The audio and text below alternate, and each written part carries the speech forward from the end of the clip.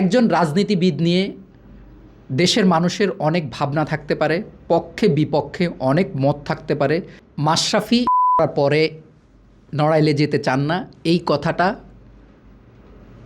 যার মুখ দিয়ে এসেছে বা যার মুখ দিয়ে বেরিয়েছে তিনি মাশরাফির বাবা, এবং এই কথাটা সত্য। কিন্তু এই কথাটা সত্য নয় সেই গল্পটাতে আমরা কেন গেলাম?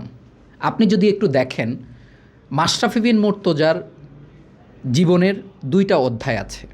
একটা অধ্যায়ে তিনি বাংলাদেশ ক্রিকেট দলের অধিনায়ক বা একজন খেলোয়াড়, আরেকটা অধ্যায় হচ্ছে তিনি একজন রাজনীতিবিদ। একজন রাজনীতিবিদ নিয়ে দেশের মানুষের অনেক ভাবনা থাকতে পারে, পক্ষে বিপক্ষে অনেক মত থাকতে পারে। সেই জায়গাটায় অন্তত আমার কোনো সে নাই, কারণ আপনি যদি রাজনীতিবিদ মাশরাফিকে পছন্দ করেন আপনার ইচ্ছা, আপনি যদি না করেন সেটাও আপনার ইচ্ছা।